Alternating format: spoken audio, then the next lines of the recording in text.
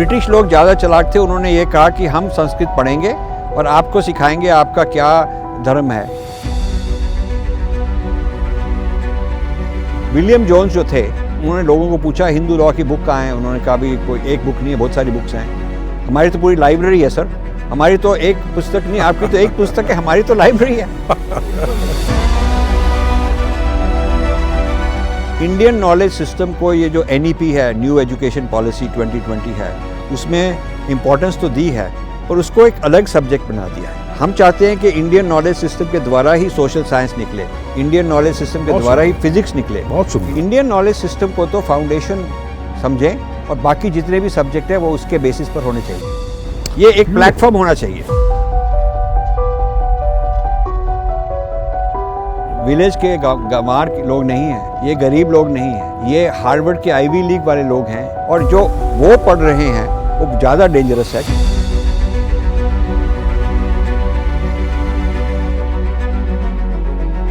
India में new education policy में एक गलती की है कि उन्होंने फॉरेन यूनिवर्सिटीज़ को यहाँ पर फैलाने के लिए परमिशन भी दिया और उनको हेल्प भी कर रहे हैं। तो वो मतलब हमारे विचार बाहर नहीं जा रहे, उनके विचार यहाँ आ रहे हैं।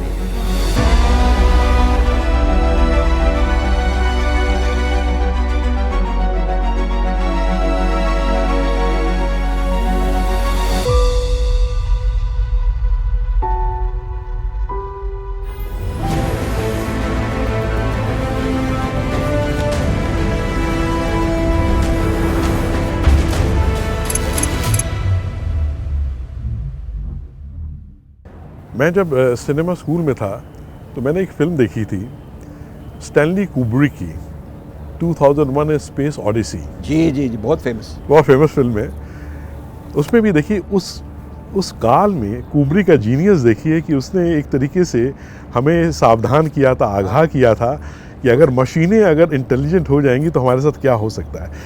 आप थोड़ा सा इस पर प्रकाश डालेंगे कि क्या भयावह एक स्वरूप अगर अनियंत्रित रहा ये आर्टिफिशियल इंटेलिजेंस, तो ये किस तरीके का भयावह स्वरूप भी ले सकता है और कैसे हमारे जीवन को एक बुरी तरीके से प्रभावित कर सकता है। अब ये देखिए, इसमें ये बहुत इम्पोर्टेंट क्वेश्चन है। इसी पर हम रिसर्च कर रहे हैं आजकल। हमारा ये विचार है कि जो ऋषियों के स्टेट कॉन्शियसनेस है, जो ऋषि स्टेट है, जिसको हम ऋषि स्टेट कहते हैं, जो ऋषियों ने प्राप्त की, जिस लेवल पर उनकी कॉन्शियसनेस है, AI उस लेवल पर नहीं जाएगी, जा ही नहीं सकती, उस लेवल पर नहीं जा सकती। जो नॉर्मल ह्यूमन बीइंग है उनको तो ख़त्म कर सकती है, उनकी नौकरी ख़त्म कर सकती है। उनको जो ड्राइवर है वो कार अपने आप चला सकती है, हवाई जहाज़ अपने आप चला सकता है। जो कुछ भी हम लोग काम करते हैं, नॉर्मल काम करते हैं, वो मशीनें कर सकती हैं, करेंगी। अभी अगले 5-10 साल में मशीनें काफ़ी कुछ ले लेंगी, मशीनों के कब्ज़े में सब कुछ होगा। और जो लोग ये आर्टिफिशियल इंटेलिजेंस के मालिक हैं वो अब तक तो सिर्फ अमेरिकन और चाइनीज़ ही हैं ज़्यादातर। जो उसके मालिक हैं वो ये यंत्र को, ये एक नया यंत्र है, artificial intelligence is the new यंत्र, ये एक नया यंत्र है, उन्होंने तैयार किया है। वो इस यंत्र को चलाएंगे और वो जो नीचे बाकी लोग हैं, 90% लोग हैं, उनको गुलाम बना सकते हैं, उनको ख़त्म भी कर सकते हैं। ये एक ऐसा यंत्र, पावरफुल यंत्र समझना चाहिए। लेकिन जो ऋषि स्टेट है, ऋषि स्टेट सारे यंत्रों से ऊपर है। तो हमको, आप जैसे लोगों को मिलकर ऋषि स्टेट को दोबारा लाना है। तो इसलिए हम एक बुक लिख रहे हैं जिसका टाइटल है return of the Rishis, return of the Rishis, the final war. ये जो फाइनल वॉर है वो ऋषि स्टेट और यंत्र के बीच में है, ये होने वाली है। ये जो हमारा वार्तालाप है, ये जो चर्चा है ना, ये बड़ी इंटरेस्टिंग होती जा रही है। बिल्कुल, जैसे जैसे मुझे बहुत आनंद आ रहा है। मुझे भी बहुत आनंद आ रहा है आपको सुनने में। और मैंने कहा ना कि जो आपके पीछे जो प्रेरणा है, जो आपकी जीवन यात्रा है, जो गुरु कृपा है, वो जानना बहुत आवश्यक है कि कैसे आखिर वो आपको मार्गदर्शन मिल रहा है, मिला जीवन में, कैसे अब आगे बढ़े। आपकी जो पुस्तक है इंद्राज नेट है, उसमें आपने इस दावे का खंडन किया है कि जो हिंदू धर्म है वो एक कॉलोनियल कॉन्स्ट्रक्ट है। कैसे इस नैरेटिव का प्रारंभ हुआ, कैसे ये इतना प्रसारित हुआ है? तो ये मुग़लों के ज़माने में टुकड़े टुकड़े गैंग जो आजकल कहते हैं, उस ज़माने में मुग़ल भी टुकड़े टुकड़े गैंग ही समझिए, जिन्होंने नालंदा तो मुग़ल्स के पहले ही तोड़ दिया था। तो ये जो मुग़ल की जगह मुस्लिम इन्वेजन जो हुआ वो काफ़ी डिस्ट्रक्टिव हुआ, काफ़ी वो उससे हमारा नुकसान हुआ। तो इंटेलेक्चुअल जो हमारी यूनिवर्सिटीज़ थी, विश्वविद्यालय थे, वो टूट गए। तो पहले तो वो बात हुई। दूसरा फिर जब अंग्रेज़ आए, लेकिन मुस्लिम ने चेंज करने का नहीं कोशिश की। मुस्लिम ने कहा तुम्हारा नैरेटिव निकालो और हमारा नैरेटिव लगाओ और पर्शियन लैंग्वेज होगी और हम आपके ऊपर गुलामी करेंगे। ब्रिटिश लोग ज़्यादा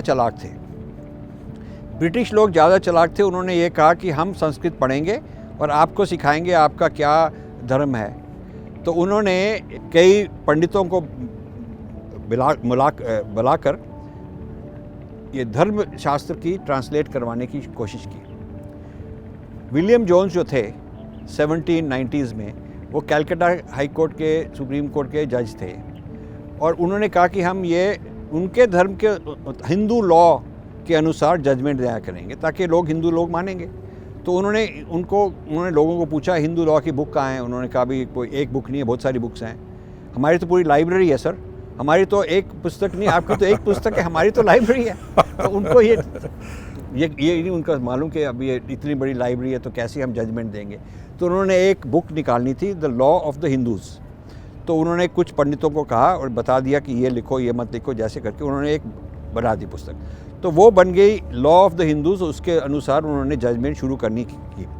उसके बाद यूरोप में फैली बात कि ये जो संस्कृत है, ये विलियम जोन्स ने जो सीखी है, ये संस्कृत तो बहुत ही ग्रेट लैंग्वेज है। ग्रीक से भी पहले है, लैटिन से भी पहले है, हिब्रू से भी पहले है। ये सबसे ओल्ड लैंग्वेज है और इसमें तो बहुत कुछ अच्छा लिखा है। ये जो डिस्कवरी ऑफ संस्कृत, जो यूरोपियन लोगों ने डिस्कवरी की संस्कृत की, है तो हमारी, लेकिन उनकी जो डिस्कवरी थी उसके अनुसार, उसके द्वारा कई लोग ओरिएंटलिस्ट कहते थे, उनको ओरिएंटलिस्ट कहते थे और वो आके संस्कृत सीखते थे।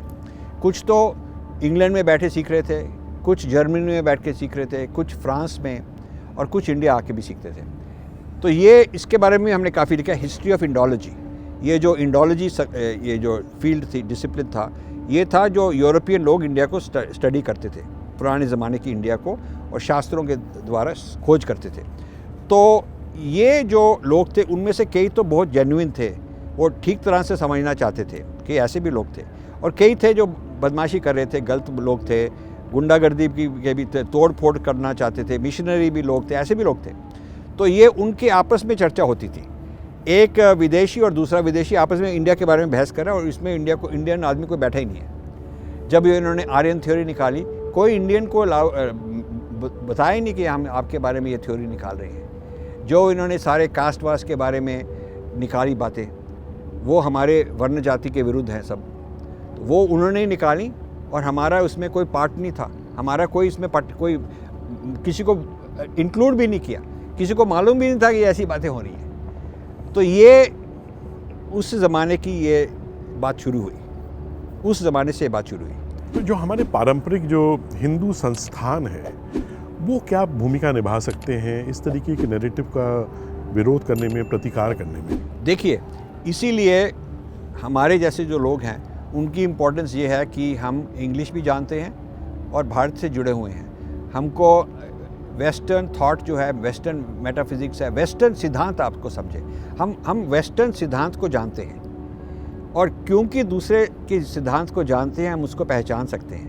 ये भी हम मॉडल है कि वो क्या बोलेगा, क्या समझेगा, कैसे जवाब देगा और उसका हम कैसे जवाब दे सकते हैं। तो ये हमको हमारे जो संस्कृत के विद्वान हैं और जो हमारे ये बाकी भी जो आचार्य लोग हैं, गुरु लोग हैं, जितने भी हमारी संस्कृति से जुड़े हुए लोग हैं, हमको उनको चाहिए कि हम उनको वेस्टर्न सिद्धांत सिखाएं और ये भी सिखाएं कि उसका जवाब कैसे देना चाहिए। वही तो इंटेलेक्चुअल क्षत्रिय है जो दूसरे का भी सिद्धांत जानता है। क्या बात है। दूसरे के सिद्धांत के जानने के बिना आप उससे लड़ाई भी नहीं कर सकते। आपको ये होना चाहिए कि उसके पास क्या क्या वेपन्स हैं, क्या क्या उसके पास फ़ौज है, क्या क्या उसके पास इतिहास जो वेपन्स हैं, क्या क्या एम्यूनिशन है, मिलिट्री है, क्या इसी तरह से इंटेलेक्चुअल भी उनके पास क्या क्या सिद्धांत है, क्या आर्ग्यूमेंट है उनके पास, क्या बोलेंगे वो लोग। तो उसका समझ के हम जवाब दे सकते हैं। ये हम लोगों अभी तक हमने ट्राई किया है कि हम पूर्व पक्ष शुरू करें।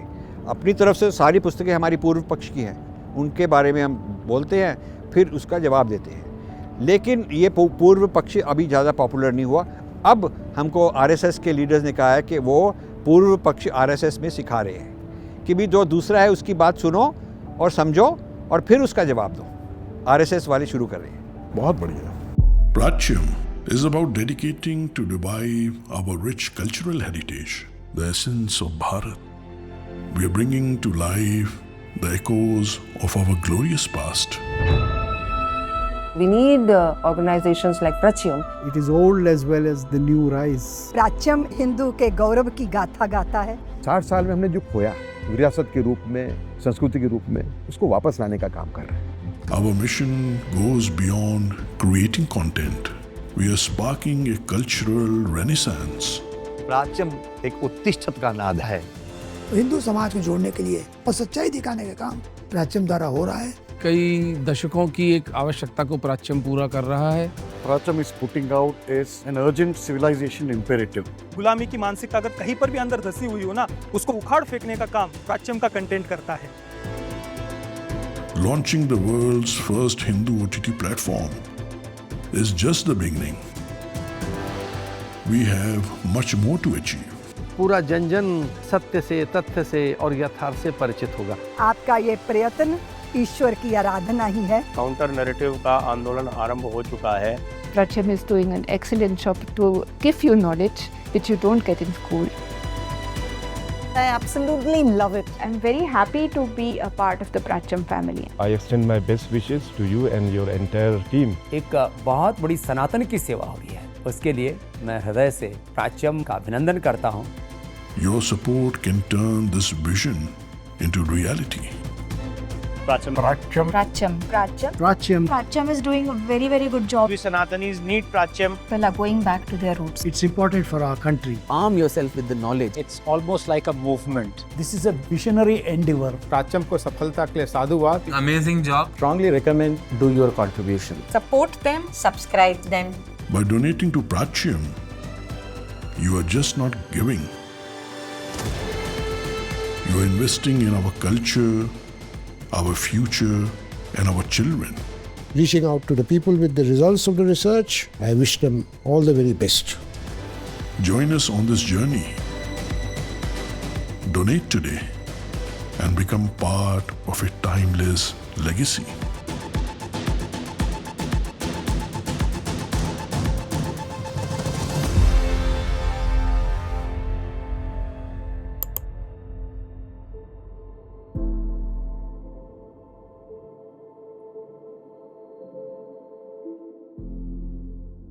अच्छा, भारत में जो संस्कृत अध्ययन और वैदिक ज्ञान के पुनरुद्धार की दिशा में जो काम हो रहा है, उससे आप कहाँ तक संतुष्ट हैं? उसके बारे में आपका क्या कहना है? तो मुझे लगता है कि ये जो इंडियन नॉलेज सिस्टम है, इसके बारे में हमने तो काफ़ी कुछ लिखा था। और जब ये इंडियन नॉलेज सिस्टम शुरू हुआ तो जितने भी गवर्नमेंट के लोग थे उन्होंने वो हमें मिले, कि अभी भी मिलते रहते हैं। लेकिन इंडियन नॉलेज सिस्टम को ये जो NEP है, न्यू एजुकेशन पॉलिसी 2020 है, उसमें इम्पोर्टेंस तो दी है, पर उसको एक अलग सब्जेक्ट बना दिया है। हम चाहते हैं कि इंडियन नॉलेज सिस्टम के द्वारा ही सोशल साइंस निकले, इंडियन नॉलेज सिस्टम के द्वारा ही फिजिक्स निकले, इंडियन नॉलेज सिस्टम के द्वारा ही सारा कुछ, ये जो जाति वर्णा का human rights, Indian knowledge system से ह्यूमन राइट्स निकले, इंडियन नॉलेज सिस्टम से एनवायरमेंटलिज्म, सस्टेनेबिलिटी निकले। इंडियन नॉलेज सिस्टम को तो फाउंडेशन समझें और बाकी जितने भी सब्जेक्ट है वो उसके बेसिस पर होने चाहिए। ये एक प्लेटफॉर्म होना चाहिए। अभी वो नहीं बना, अभी वो इंडियन नॉलेज सिस्टम को अलग सब्जेक्ट बना दिया है, पर बाकी सब्जेक्ट का प्लेटफॉर्म नहीं है। बहुत ही सुंदर। मेरा निवेदन है कि हमारे जो पॉलिसी मेकर्स हैं, पॉलिटिशियंस हैं, जो ब्यूरोक्रेट्स हैं, जो इस पॉडकास्ट को देख रहे हैं, वो बहुत ही एक एक बात जो राजीव मल्होत्रा जी आज बता रहे हैं, कह रहे हैं, जो सुझाव दे रहे हैं, उसको अवश्य सुने और कोशिश करें कि कैसे हम इसको लागू कर सकते हैं, इस पे अमल कर सकते हैं और कैसे इस पे आगे बढ़ सकते हैं। राजीव जी, आगे बढ़ते हैं। आपकी अगली पुस्तक, इतना कुछ बात करने को है, स्नेक्स इन द गंगा। उसमें आपने जो हमारा भारत का जो एकेडमिक एक जगत है, उसमें आपने वोकिज़म की और क्रिटिकल रेस थ्योरी की, ये दो बातें आपने हाईलाइट की।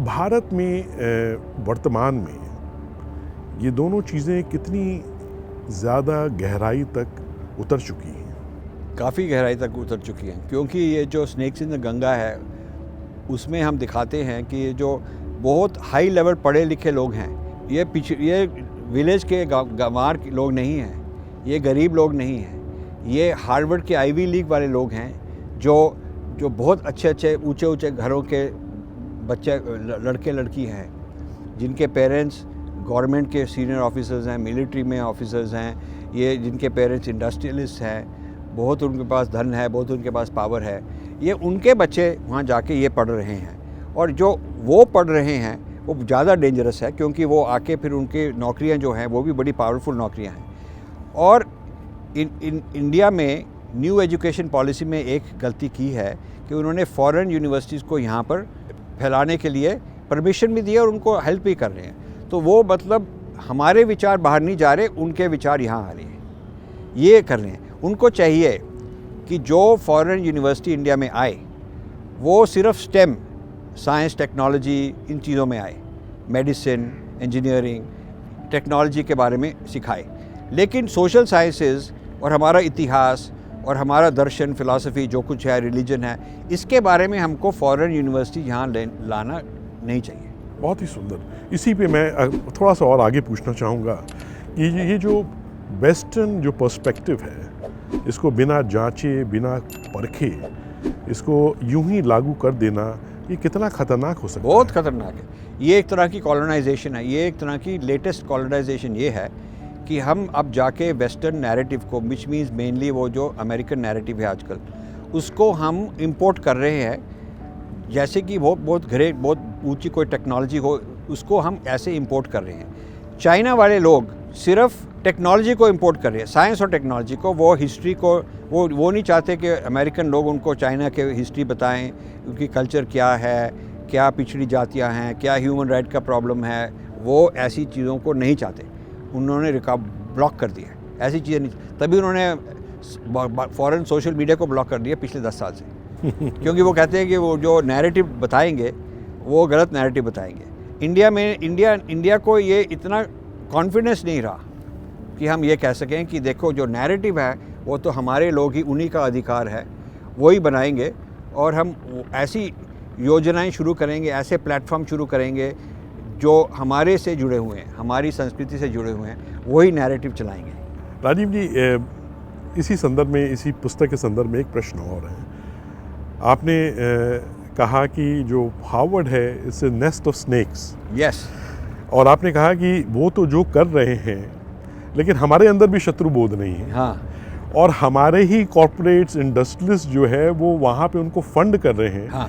मुझे किसी ने पूछा कि ये जो महेंद्र जी हैं ये सांप है, तो मैंने कहा वो सांप नहीं है, वो सांपों को खिला रहे हैं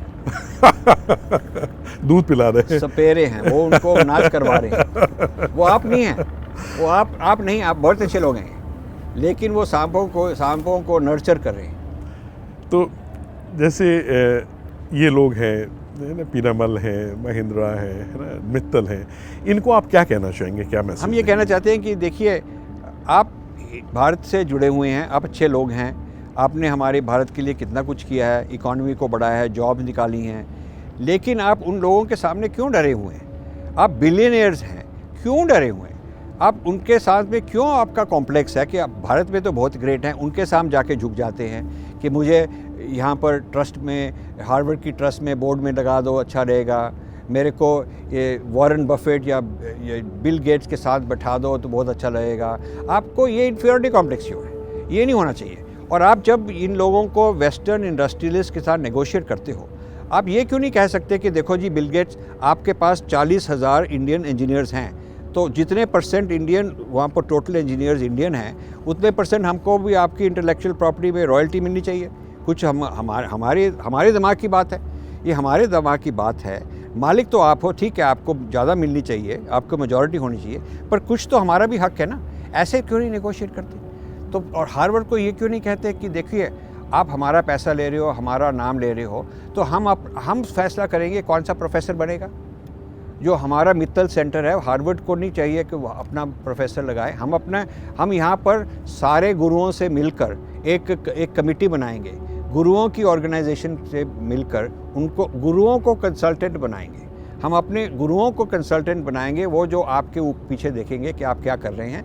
और राजीव मल्होत्रा जैसे लोग हैं, वो जाके पूर्व पक्ष करके आपकी रिपोर्ट निकालेंगे हर साल, और फिर आपको रिपोर्ट को सामना करना पड़ेगा। जैसे ऑडिटर कंपनी की रिपोर्ट निकालते हैं, ऑडिट निकालते हैं, फिर आपको मैनेजमेंट को सामना करना पड़ता है, तो आपको भी चांस मिलेगा। पर लेकिन हम गुरुओं को और ये जो पूर्व पक्ष करने वाले एक्सपर्ट हैं उनको लगाएंगे, आपकी रिपोर्ट निकालेंगे, फिर बैठक होगी, फिर फैसला होगा कि आप क्या ठीक कर रहे हैं, क्या गलत कर रहे हैं। तो धीरे धीरे आपका भी फ़ायदा होगा, हमारा भी फ़ायदा होगा। ये बात उनको शुरू करनी चाहिए। बहुत ही सुंदर, बहुत ही सही बात आपने बोली। जो डिपार्टमेंट ऑफ रिलीजियस स्टडीज़ हैं पाश्चात्य की वेस्टर्न यूनिवर्सिटीज़ में, अमेरिका की यूनिवर्सिटीज़ में, उसमें जैसे बुद्धिज़्म है तो कोई बुद्धिस्ट मंक होगा, बिल्कुल जूइश सब रबाई होते हैं। हाँ, रबाई होगा, है ना। इवन जो इस्लाम के ऊपर भी होगा तो उनका एक मौलवी होगा, या कोई लेफ्टिस्ट ऐसा होगा जो बिल्कुल उनके साथ जुड़ा हुआ है, बिल्कुल उनके साथ जुड़ा हुआ है। तो लेकिन जो हिंदू पढ़ाते हैं जी, जो हिंदुज़म पढ़ाते हैं, ये हमारी बहुत पहले की प्रॉब्लम रही है। हमने खूब बहस की है। या तो बिल्कुल हिंदू होएगा ही नहीं, या जो इंडियन होगा उसका नाम हिंदू होगा पर वो बहुत ही लेफ्ट विंग माओइस्ट है, JNU का पढ़ा हुआ है, ऐसे लोगों को डाल देते हैं ताकि वो निंदा करे। और जो हमारे बच्चे पढ़ते हैं वो फिर वो घबरा जाते हैं, वो भी उनको वो कंफ्यूज कर रखते हैं। तो हमारे जो लोग बच्चे वहाँ जाके साउथ एशियन स्टडीज़ करते हैं, जिसमें जो हिंदुज़म के बारे में सिखाया जाता है, उसका नतीजा ये होता है कि वो हिंदुज़म के वो भी हिंदू फोबिक बन जाते हैं। बहुत सही कहा आपने, बहुत ही सही कहा। और क्या अधिकार है माइकल विट्ज़ेल या ऑड्रे ट्रस्की जैसे लोगों को कि वो हमको बताएं कि हिंदुज़म क्या है, हिंदू धर्म क्या है? उनको अधिकार कहाँ से मिला? उनको अधिकार ये मतलब हमने एक तरह की गुलामी की, एक तरह के आप समझिए हम कॉलोनाइज्ड हो गए कि अपने अधिकारों को छोड़कर किसी और के अधिकारों को हमने प्राप्त अपना बना दिया कि आप हम पर राज कीजिए, आपका अधिकार है, हम अपने बच्चे आपके पास भेजेंगे, आप ही उनको सिखाएं, हमको तो कुछ मालूम है नहीं। ये पेरेंट्स की भी प्रॉब्लम है कि यहाँ पर जो पेरेंट्स हैं उनको कुछ जाता, कई लोग ऐसे हैं जिनको कुछ इतना नहीं समझ, लेकिन वो चाहते हैं कि हमारे बच्चे कुछ सीख जाएं।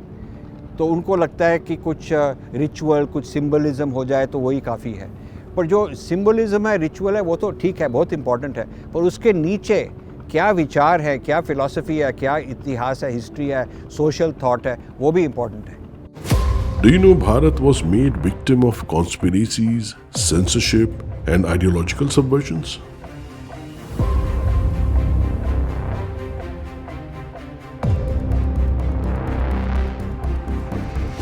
We all have suffered a lot.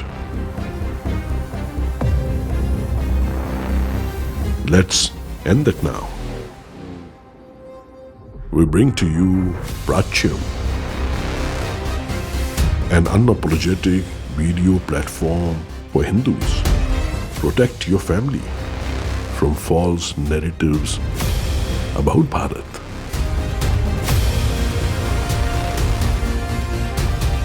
Documentaries, classes, shows that you will not find on YouTube. Prachyam. Give power to the Hindu voice for the cost of one coffee.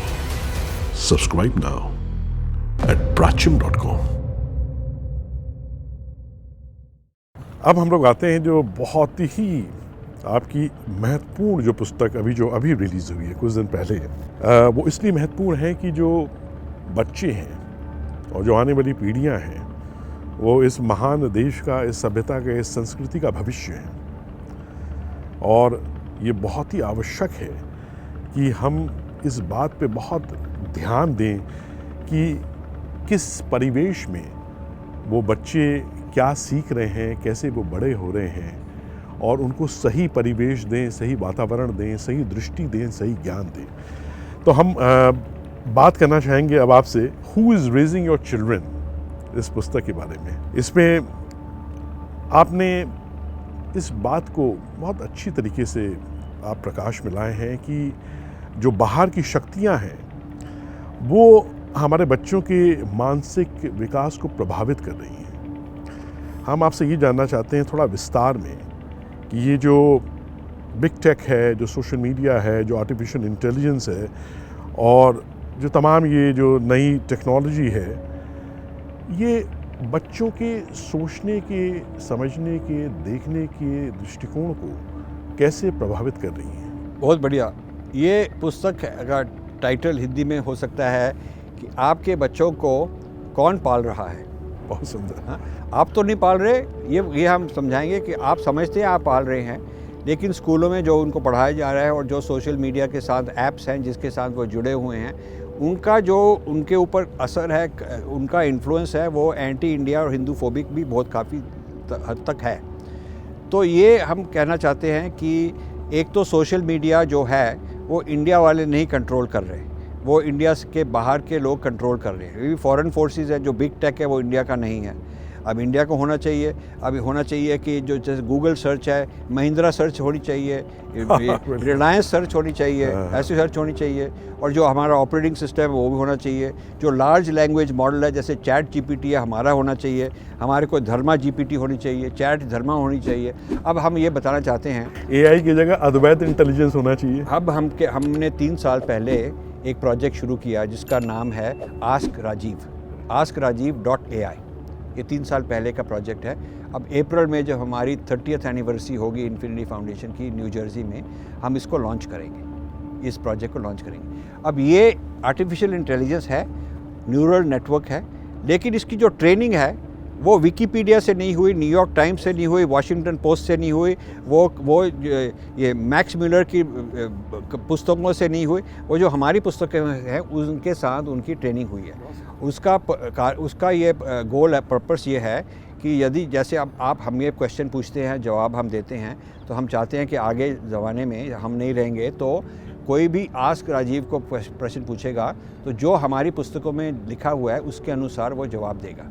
वो आर्टिफिशियल इंटेलिजेंस हम अपने विचारों के साथ जोड़कर निकाल रहे हैं। अब हमें चाहिए कि ऐसे होना चाहिए। अब एक आस्क नरेंद्र मोदी होना चाहिए, अब एक आस्क आरएसएस होना चाहिए, अब एक आस्क विवेकानंद होना चाहिए, अब एक आस्क आदि शंकरा होना चाहिए। ऐसे तो होना चाहिए ना।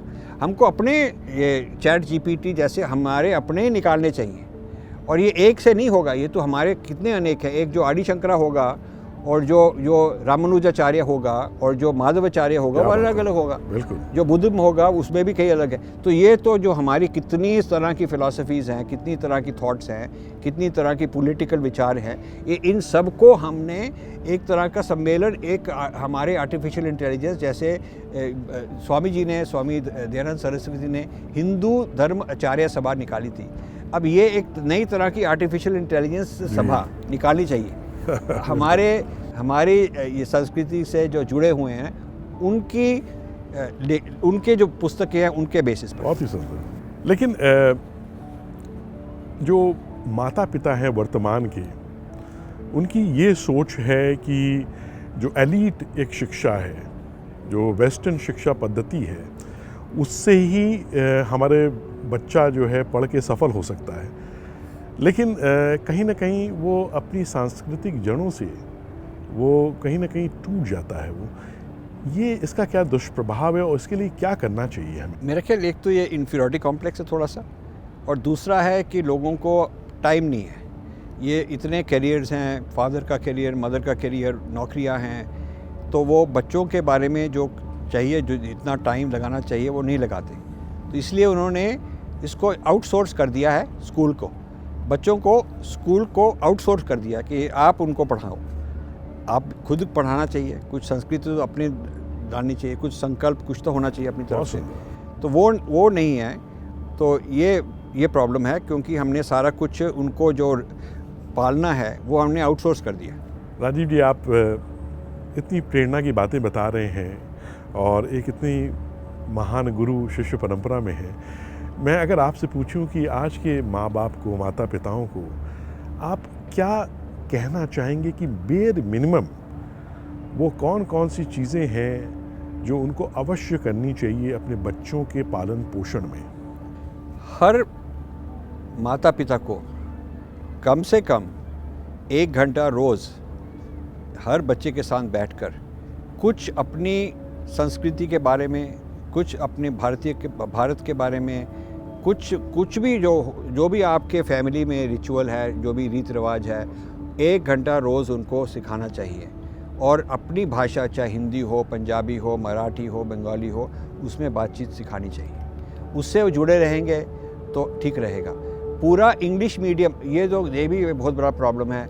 इंग्लिश मीडियम का ये प्रॉब्लम है कि जो नौकरियां हैं वो लोग इंग्लिश में इंटरव्यू करते हैं। ये जितने भी HRD डिपार्टमेंट हैं, कॉरपोरेट लोग हैं, इंग्लिश में इंटरव्यू करते हैं। आपको इंग्लिश ठीक ना आती हो तो शायद आपको शर्म आती हो कि मैं इतना अच्छा नहीं हूँ, कॉन्फिडेंस कम होता है। कचहरियों में कोर्ट्स में आर्ग्यूमेंट हिंदी में अलाउड है, लेकिन जो केस लॉ है, जो पुस्तकें हैं केस लॉ, जो हर एक केस के बारे में जो जजमेंट होती है वो इंग्लिश में रिपोर्ट होता है।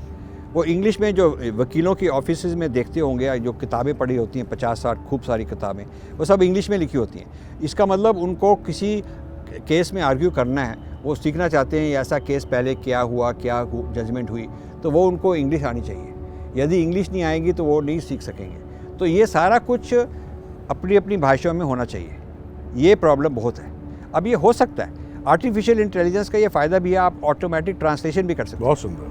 अब जापान में जो कोर्ट्स हैं वो जापानीज़ में हैं, फ्रांस में फ्रेंच में हैं, रशिया में रशियन में ऐसे हैं। अब मिडल ईस्ट में जो कोर्ट्स हैं वो अरबिक में हैं। तो हमको अपनी भाषाओं में जो भी कोर्ट्स के जजमेंट हो चुके हैं, जिनका बारे में सब कुछ आना चाहिए वकीलों को, वो हर एक अलग अलग भाषा में ये होनी चाहिए। अगर मैं आपसे पूछूं कि आने वाले अगले 50 वर्षों में भारत की सभ्यता के लिए सबसे बड़ी चुनौतियां क्या होंगी? मेरे ख्याल में तो आर्टिफिशियल इंटेलिजेंस को समझना और उसका सामना करना सबसे बड़ा चैलेंज होगा। और इसको हम पार कर सकें तो बाकी चीज़ों को भी हम पार कर सकेंगे, क्योंकि आर्टिफिशियल इंटेलिजेंस एक तरह का फोर्स मल्टीप्लायर है। एक तरह का वो आपकी जो शक्ति है उसको एक्सपेंड कर सकता है, आपकी पावर को एक्सपेंड कर सकता है। तो यदि हम उसके मालिक बन जाएं, आर्टिफिशियल इंटेलिजेंस के हम मालिक बन जाएं और गुलाम ना बने, तो हम उसको इस्तेमाल करके आगे बढ़ सकते हैं। यदि हम गुलाम बन गए और बाकी कोई और मालिक है तो फिर हम दोबारा गुलामी में लग जाएंगे। बहुत सुंदर। ये जो ऑडियो विजुअल मीडिया है, जो फिल्म्स हैं, जैसे पॉडकास्ट हम लोग कर रहे हैं, और जो एक इंडियन रिवॉल्यूशन इसके माध्यम से भी आ रहा है, इसकी क्या देखते हैं कि इसकी कितनी महत्वपूर्ण भूमिका होगी आने वाले वर्षों में? अब ये जो मीडिया है इसकी पावर और बढ़ती जाएगी, क्योंकि मेटावर्स जो है निकालना चाहते हैं ये फेसबुक वाले। वो तो कह रहे हैं कि गॉगल्स डाल रखो बच्चों को, कि गॉगल्स में ही रहो, सारी जगह जहाँ जा रहे हो, सारे विचार, सारी तुम्हारी लाइफ ही गॉगल्स में होगी। तो ये जो वर्चुअल रियलिटी है, ऑगमेंटेड रियलिटी है, इसी में लोगों को अगले जो पीढ़ी है वो इसी में उनको शौक़ भी है। अब जो 10, 12, 15 साल के बच्चे हैं उनको पूछा जाए कि ये जो तुम गॉगल डालोगे तो इससे तुमको जो कांटेक्ट नहीं रहेगा, वो कह रहे हैं ठीक है, कांटेक्ट की ज़रूरत नहीं हमें। हम ये वर्ल्ड ये एक तरह की माया है, एक तरह की, इसी में हम जीवन बिता सकते हैं। तो ये नशा है, एक तरह का इस्केप है। तो ये काफ़ी डेंजरस है। इनफैक्ट ये माया के अंदर एक माया है। माया के अंदर माया है। वैसे ही सब कुछ माया है, उसमें एक और ये माया जाल हो गया है। जी। जो राजीव जी, जो युवा हैं, जो इस वॉर ऑफ नैरेटिव्स में, इस इंटेलेक्चुअल वॉर में, इस बौद्धिक आंदोलन में जो योगदान देना चाहते हैं अपना, उनको आप क्या सलाह देंगे? हम ये सलाह देना चाहते हैं कि एक तो हमारे जो संस्कृति के अनुसार जो किसी की बात आगे बढ़ाता है तो उसको कोट करता है, रेफरेंस देता है। आपको हमारी पुस्तकों का रेफरेंस देना चाहिए। ये एक ईमानदारी की निशानी है, ये एक अच्छे कर्म की निशानी है। जो हमारे डिबेट्स होते थे, कमेंट्री लिखी जाती थी, वो पहले रिफ़र करते थे कि आर.डी. शंकरन ने ये कहा, उसने ये जवाब दिया, उसने ये जवाब दिया, अब ये मैं जवाब देना चाहता हूँ, या ये उनकी बात मैं फैलाना चाहता हूँ, या उसके ऊपर मैं अपनी कमेंट्री देना चाहता हूँ। ये ऐसे है। तो ये कभी नहीं हुआ कि कोई इंसान अपने आप को ओरिजिनल थिंकर समझ के पहले जो हुआ परंपरा को तोड़ दे और उसको भुलाने की कोशिश करे। ये कभी नहीं हुआ। और वेस्ट में भी कोई नहीं ऐसा जो कहेगा E = mc²। मैंने कल रात सोचा था वो उसको करना ही पड़ेगा कि ये आइंस्टाइन की ये पुस्तक से निकला। तो मैं तो ये कहता हूँ कि हमको आगे बढ़ने के लिए अपनी ईगो के लिए जगह है, जो जहाँ से भी हमने जो कुछ भी सीखा वो एक्नॉलेज करना चाहिए। वो लोग हमारे नहीं एक्नॉलेज करते, तो हम भी कहते हैं कि देखो हम अपनी बात कर रहे हैं, जो समझे ठीक है, लेकिन आगे फैलाने की जगह ये लोग अपनी बात ही फैला रहे हैं। उससे ये भी होता है कि डेप्थ इतनी नहीं रहती, वो रेफ़र नहीं कर सकते कि जो हमने कहा वो इस पुस्तक में और लिखा, गहराई से लिखा है, वो भी पढ़े। ये प्रॉब्लम है। बहुत ही सुंदर, क्या बात है। बहुत बहुत धन्यवाद और आभार।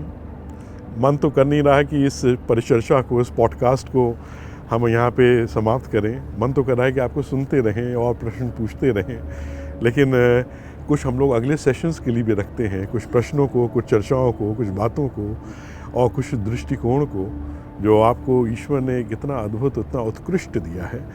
हम बहुत हृदय से प्राच्यम की तरफ से आपको प्रणाम करते हैं, आपका आभार व्यक्त करते हैं। बहुत बहुत धन्यवाद कि आप इस पॉडकास्ट में हमारे साथ आए।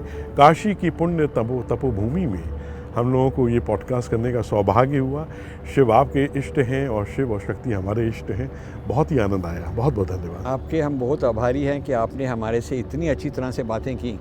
हम आपको मित्र समझते हैं, जर्नलिस्ट नहीं समझते। हम समझते हैं कि आप भी हमारे से जुड़े हुए हैं, और जैसे ही आप, क्योंकि ये विचार, ये आपको एक्सपीरियंस, ये आपके साथ भी हो चुका है, इसीलिए हमको ज़्यादा आनंद आता है कि आपसे बातचीत करने में। क्या बात है, बहुत ही सुंदर है। तो आज हमारी बातचीत हुई जो विश्व प्रसिद्ध लेखक, चिंतक और इतने अद्भुत वक्ता, और जो भारत के लिए जिनका अद्भुत, उत्कृष्ट, अभूतपूर्व योगदान रहा है भारत की संस्कृति और भारत की सभ्यता के लिए, श्री राजीव मल्होत्रा जी से बहुत ही हम इनके आभारी हैं। बहुत ही अच्छी बातचीत हुई। आप लोग अवश्य इस पॉडकास्ट को न सिर्फ देखिएगा, बल्कि आप इसको शेयर करिएगा, और आप लोग अवश्य प्राच्यम को सब्सक्राइब करें और पूरे विश्व में इस मिशन के बारे में लोगों को बताएं। बहुत बहुत धन्यवाद।